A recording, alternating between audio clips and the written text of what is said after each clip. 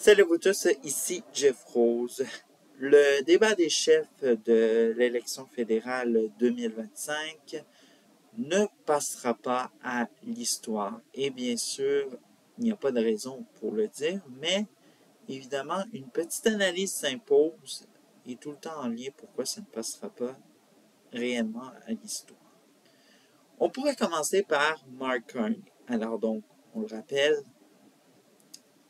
premier ministre sortant et non élu qui tente de se faire élire.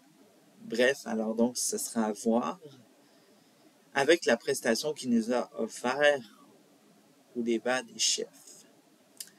Alors donc, mis à part le commentaire qui est un peu point faible chez Carney, ne pas très bien parler le français, on peut ajouter désormais ne pas maîtriser très bien les dossiers. Même celui de l'économie, ça repose que sur des phrases vagues. On est sur... on ne sait pas trop ce qu'il veut aborder ou quoi que ce soit. Mais, dans les coulisses du Parti libéral du Canada, on se dit que avec des réponses vagues et une population qui est prête à donner un mandat fort à Mark Carney, eh bien, on se dit que tout va très bien et qu'il ne maîtrise pas très bien les dossiers ou le français, on s'en fiche. L'autre qui a très mal performé, c'est Jack Meeting, chef du nouveau Parti démocratique, qui était dans le désespoir, la désespération totale, comme les sondages dans sa circonscription de Burnaby Central. Bref, ça explique énormément de choses chez ces deux partis de la gauche canadienne. Bref. Mais, mis à part ce, c'est que ce soit celui en français ou en anglais, débat des chefs, qui n'a pas trop levé et qui ose à peine faire bouger les sondages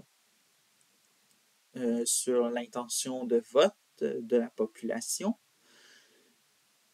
Ce qui a retenu l'attention, c'est une guerre que on s'aperçoit de plus en plus. Mais personne dans les médias n'ose l'admettre à la population. Que, sans qu'ils le disent, et ils en parlent sans gêne, eh bien, leur guerre entre médias traditionnels et médias alternatifs. Le point culminant a éclaté après ou pendant, je ne me souviens plus, le débat des chefs en anglais. C'est ce qui a forcé par la commission des débats à annuler la conférence de presse. Et bref, à qui est-ce la faute? Eh bien, il faudra analyser tout ça. Alors donc, nous avons, suite à le débat des chefs en français et la conférence de presse, le lendemain, les médias traditionnels, certains médias, qui en ont eu le cœur gros, évidemment. Il fallait qu'ils le disent, il fallait qu'ils parlent à des experts que, bon, ces médias-là, pourquoi ils sont là, pourquoi ils posent ces genres de questions-là, bref. Alors donc, on dirait qu'on était plus dans une télé-réalité que faire face à des médias qui ont une attitude mature et voilà. Et bien sûr, comment ça allait être comment le point culminant a éclaté? Eh bien, une bataille entre Rebel News et un média traditionnel, ce qui explique à quel point que la cohabitation a été vraiment difficile pour les médias traditionnels de voir que les médias alternatifs peuvent désormais couvrir ce genre de conférences de presse, mais n'empêche que les médias alternatifs ne repartent pas perdants ou bredouillants. Eh bien, ils vont revenir et que ça vous tente ou pas. Les médias alternatifs sont les nouveaux médias que les jeunes générations consomment, que vous l'acceptiez ou non. C'est ce qui en est le plus, ce qui est le plus, soit disons-le, d'ouverture d'esprit, évidemment, c'est que la commission des débats avait raison de donner plus d'ouverture au niveau d'accréditation de médias pour la conférence de presse après le débat des chefs, les débats des chefs plutôt. Puisque non seulement cette ouverture a été rentable et il y a des médias alternatifs canadiens qui ont voulu y aller. Ils ont eu leur accréditation comme Rebel News et True North. Mais aussi, il y avait aussi des médias d'étrangers qui voulaient avoir leur accréditation. Alors donc, c'est totalement la rentabilité de la commission des débats qui est une réussite.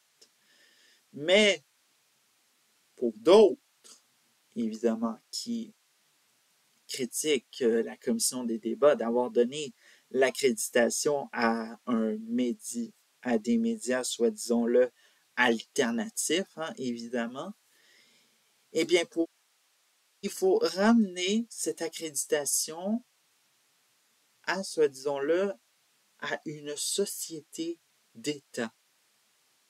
Hein? Quelle, soit disons-le, pleurnicherie des médias traditionnels qui perdent de l'audience. Et pourquoi de l'audience? Hein? Eh bien, ils le savent, mais ils ne font rien pour le faire, pour conserver, rajeunir l'audience. Parce que leur audience, les médias traditionnels, c'est les vieilles personnes qui sont, soi-disant-le, dans des centres pour personnes âgées. Ce sont les 55 ans et plus qui regardent encore la télé. Et les jeunes générations, elles sont, soit disons-le, sur Internet. Et qui est sur Internet? Eh bien, les médias alternatifs, bien sûr. Il faut littéralement arrêter de vivre dans un monde parallèle qui n'existe que dans leur tête pour les médias traditionnels. Il faut apprendre à vivre désormais et la cohabitation sera peut-être obligée d'être obligatoire désormais avec les médias alternatifs qui mangent de plus en plus, eh bien, on pourrait dire des parts de marché, des parts d'audience, je voulais dire. Et voilà, c'est la vérité et ceci n'améliore pas ce qui s'est passé précédemment. Bref,